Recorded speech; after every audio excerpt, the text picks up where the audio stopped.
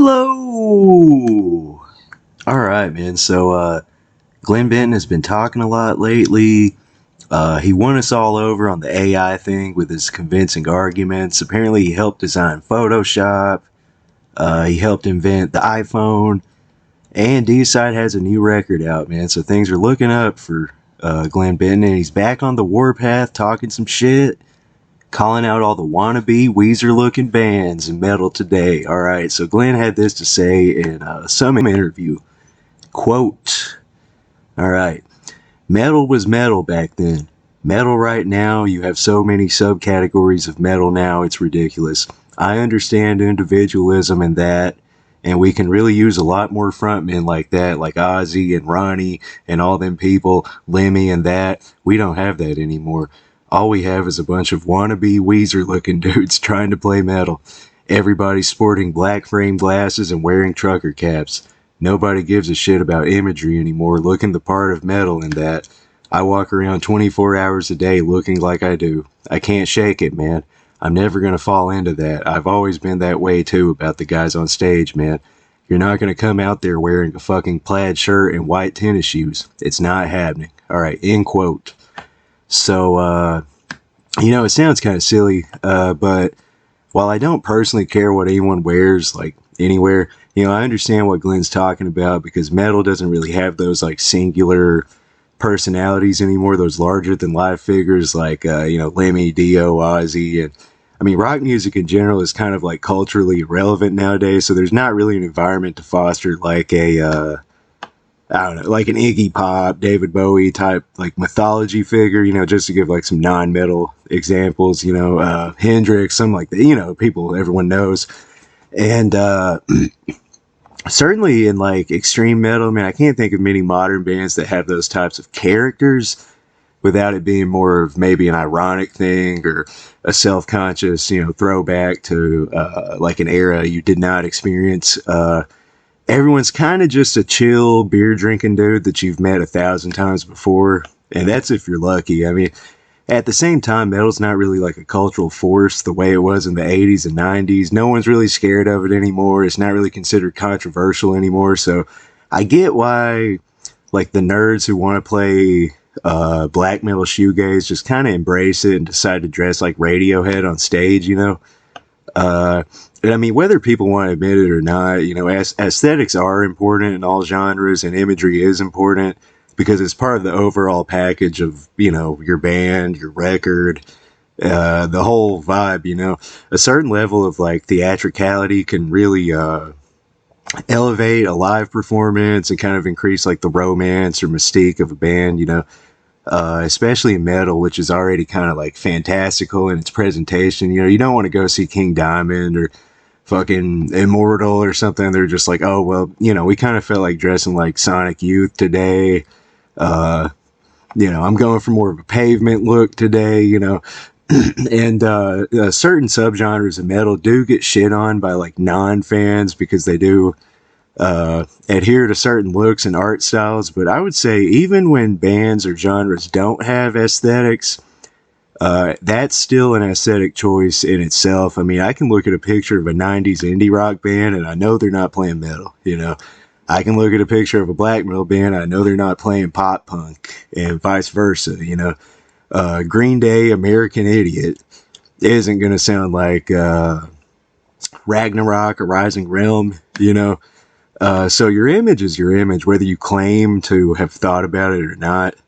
Glen Benton's favorite band is Rush, and they say, if you choose not to decide, you still have made a choice, from free will. So if you're a death metal band who dresses like Weezer, like, you're obviously kind of signaling a sort of, we don't care about the rules of the genre, we're not like other bands sort of message.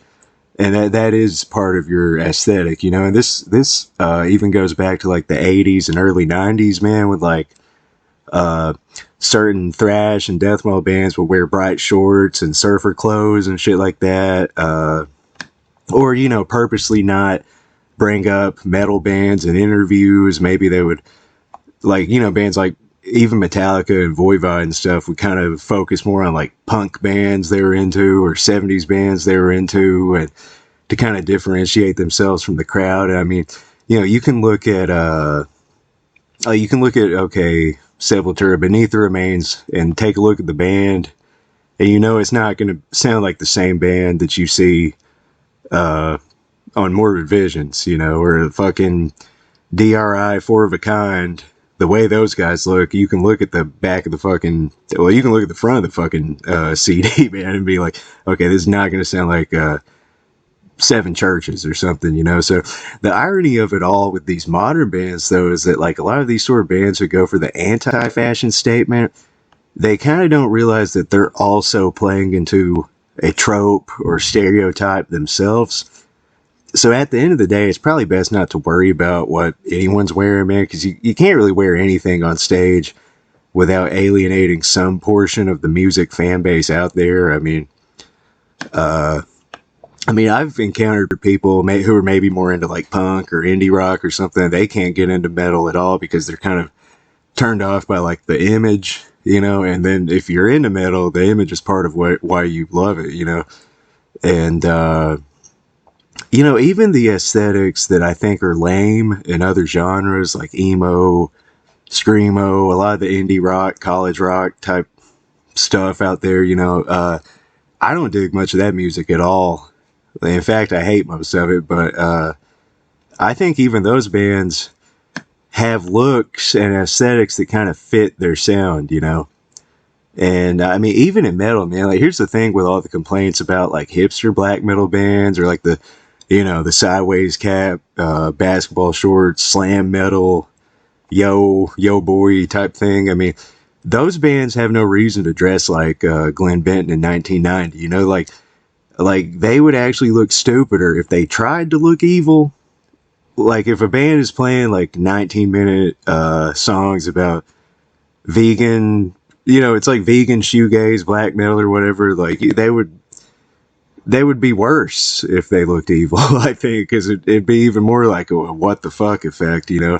Like, the nature of the world basically dictates that, like, every band and every subgenre throughout popular music history has a look that correlates with their environment and time period and all that shit. So I actually kind of think that this will sound crazy, but I think that every band kind of looks how they're supposed to look, you know? Like, if you look at Deaf Heaven or Suicide Silence, like those are two of my least favorite bands ever. But in a way, they look exactly like how they sound, you know. And another thing, man, as far as what Glen's saying, you know, he's talking about trucker hats and glasses and metal, but the guys in Deicide have kind of looked like truck drivers for like 25 fucking years, you know. So they looked evil for a brief period, like earlier in their career, and then I guess like pretty quickly, I think Glen realized that like wearing the fucking spiky armor on stage was kind of a pain in the ass, you know. So at the same time, though, I mean, Deicide have never hired a guy who looked like Rivers Cuomo from Weezer. So I guess Glen's point still stands on some level, you know. So excuse me, man. But what do you guys think about this, man? I guess for me, you know, imagery and aesthetics are like a cool bonus and cool part of the package, but not necessarily like a deal breaker on anything. Because, you know, I listen to more than two genres, you know. But I generally think these things work out how they're supposed to, you know. Like, Tomb Mold looks the way they do, and that kind of tells you what they're going for, you know.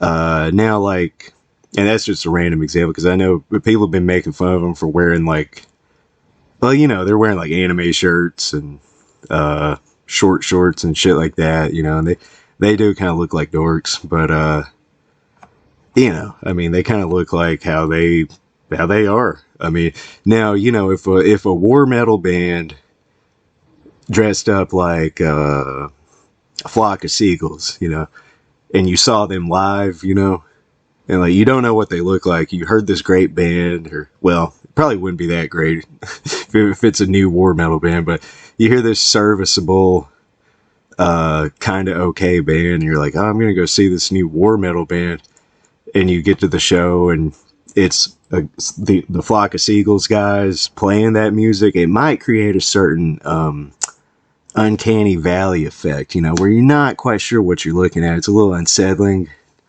but again, man, I think the laws of like musical nature basically ensure that that would never happen. However, if it did happen, yeah, I think the flock of seagulls axis of advanced crossover band would probably become the new meme of the week and probably appeal to the same people who think that Sing with Sugabog is amazing, because they'd be like, wow, that's ironic, but and hey, it'd certainly provide more stupid ass content for my channel, most importantly. So let me know what you think about Glen's comments, man, and don't forget to subscribe.